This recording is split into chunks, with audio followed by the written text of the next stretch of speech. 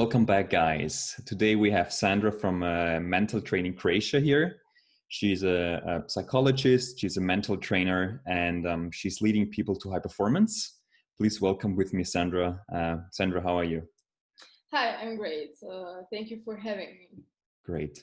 Can you give us a short introduction of yourself and of the Mental Training Academy? Okay, so like you said, I'm a psychologist, I am a mental coach, I'm working in mental training. It's based in Croatia, specifically in Zagreb. We're working with athletes mostly, but we have even other people, non-athletes, who are maybe lawyers, actors, musicians, even people who need some kind of high performance. And we try to help them to maintain focus, to regulate their emotions through different techniques. So we use basically unique technology of training, of approaches that could be great to have to reach the full potential. What do you think? How important is like mental training for athletes normally?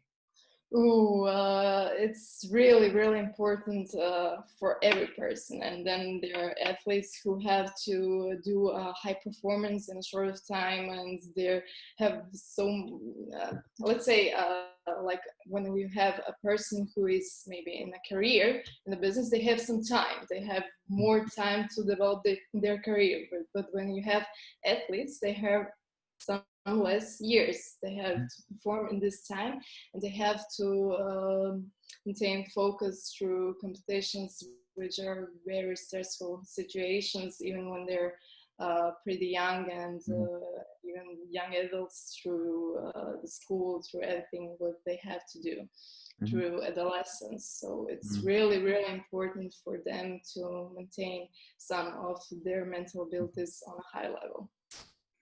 Looks like because a lot of people basically think that mental training is just for the very top athletes, but I mean what you're mentioning now is like already in the process to becoming let's say a world-class athlete. Is that correct? Yeah, right. So we have even small children with who we are working with. They have even 8 years, but you can do something with them. You can teach them something. You can teach them about emotion regulation. You can teach them some technique of relaxations. You can teach them a lot of stuff. So when they're small, they can go into a process and learn a lot of stuff through the year. Yeah. So how a normal mental training in your company looks like? I mean, I've seen on Instagram that you're using like a lot of technology, which is maybe something very different. Can you tell us something about this? Yeah, it's pretty unique. We teach them first some basic informations. They have some education about emotion regulation, about motivation, about focus through different techniques that you can do at home without even technology. We teach them some kind of lifestyle and everything that's with it. But what we do, basically we do the interview like any psychologist. We do some testing, some initial testing, and then we form what we are going to do, what we are going to work with, and then we are teaching them some of the concepts. After that, we try to use some technology to make it somehow more approachable to them, so they could see what is really happening with their body. What we are focused on is maybe what we have under our control, and we speak a lot about thoughts, emotions, behavior, and physiology. And when we talk about technology that we are using, we are pretty much focused on the aspect of physiology. We use biofeedback, we use neurofeedback, we use synaptic technology with this, which is great for perception, for peripheral view, for distance, for a lot of stuff, for reaction time. So there's a lot of stuff. We try to teach them how to be calm with their physiology through breathing exercises, to maintain focus through that. So they can, even through games and through a lot of stuff that is really pretty much fun, they can teach how to control themselves. So that's something that we do. And the technology should support them and make it visual to them, or Yes. how do you use it? Okay. Yes. It's somehow when we see, that's a funny thing. When they come to us, we basically ask them, okay, do you think you can relax yourself? And they're they're they're often saying, yeah, I can be relaxed. And then you attach them to a biofeedback and say to them, okay, try to relax. Let's see what is happening to your physiology. And there's a little ball in the biofeedback which you have to put down in a short amount of time, and when you don't get it, it's because you're not relaxed. So we try to teach them how is it too good to use a technique and what is happening with the little ball, which is visual and which is getting the skin conductance level, what is really happening to go down and how to relax really on a physiology level. How do people react on that? Wow, I didn't know that it was happening. Okay. Wow, is it really so okay? I didn't know, and so on. And why I really tried to relax, but that's most of the time. Yeah. So it's sort of an eye opener. Yeah. Okay, cool. Um, so you're basically, so the mental training academy you're working in Zagreb is basically not just working with athletes, but also with business owners, with lawyers, with consultants. So with everybody who needs a high performance in some sort.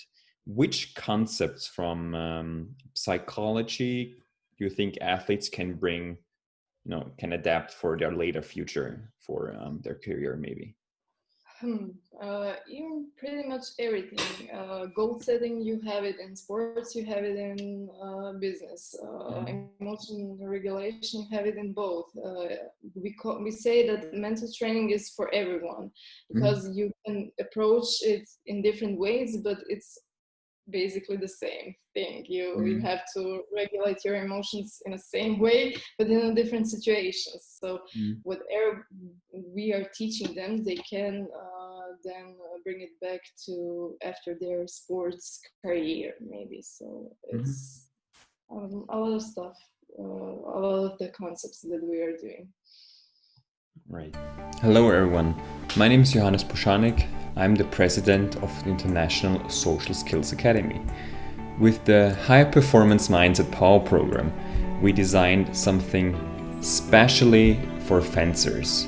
In this 8-week program, we will show you how you can have better results, how you can achieve your goals, and how can mental performance lead you to success. Please take a look. We are very happy to host you in our 8-week program. And now let's continue with the show. The next question I'm having for you is something that is very, I'm sure every athlete has experienced that. Doesn't matter if they're tennis players, whatever, cyclists or fencers, whoever.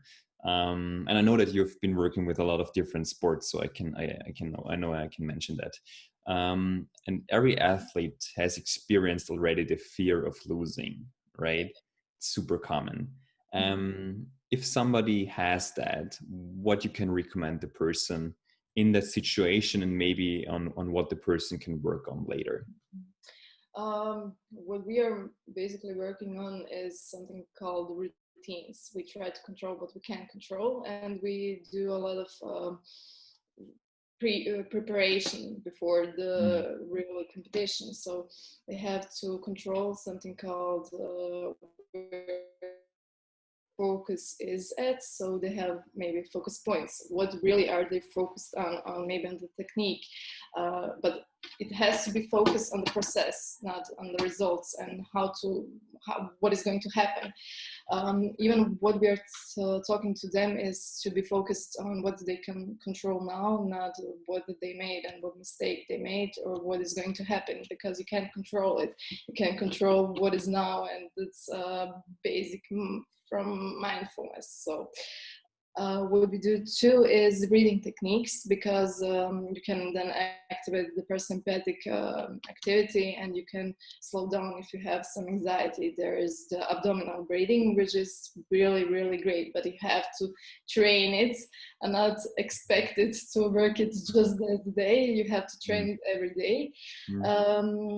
What we do too is something like power positions, and something that Great. self-confidence, something like positive self-talk. We have some really like sentences that is specific for the athlete, and so they have a little routine throughout the time. So it's maybe 15 minutes. It's before that, what they eat, what they do, so they control everything what they can control, to not add stress from other factors that are out there. So that's basically it. And breathing is something that's maybe the main focus on. All right. And what do you think? How long does it take an athlete to really, I mean, you can use breathing techniques, as you have been mentioning now, to control your emotions in some way, right? Sometimes better, sometimes worse, not the question. How long do you think does it take that an athlete can really, or how long does an athlete has to train that they can really use that in competition? Okay, it really depends. We have athletes who are doing it for a quick amount of time. They can learn it really, really quick. Even if they had something in a sport like DNS training, that's in Croatia, they have the thing where they have to be focused on the breathing while they're exercising. For them, it's pretty much quick time, but for the athletes who are very, very, very anxious, or a lot of or they have a lot of negative perfectionism, it's pretty much a lot of time. What we do, we say they have to train, let's say, so about 2 or 3 months to see some kind of effect, let's say. Something like that. And even when you have the technology, it's even better, because they can train maybe 2 or 3 times in a week and see what is happening and better control it. So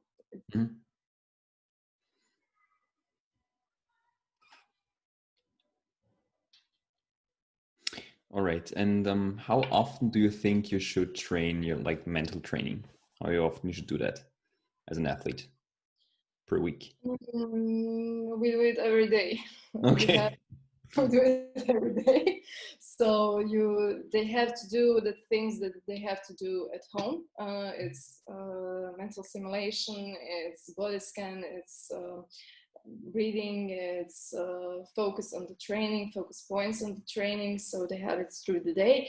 And when we do the meetings, it's basically one per week. When it's some kind of competition, it's a lot of more of meetings in this week. When we do technology based, they're coming some 2 or 3 times, I think. 2 or 3 times to train on the Sanatech or even neurofeedback and other technology. So Great. How people can contact you? What's the easiest way if they want to work with you, and what program you can offer them? Okay, we have a lot of stuff like books. That's something that you can always read, download. We have it in Croatian, we have it in English. We have a lot of online education. It's some of them are in English. That's on different topics. So it could be for coaches, it could be for athletes, and maybe for someone who just wants personal growth. We do one-on-one by online education through every program. It's really not a problem. And through a website, basically. There. Right.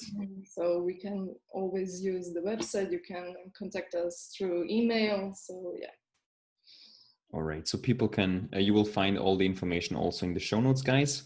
You will find a link, and you will find a link to the homepage and to the contact details, basically.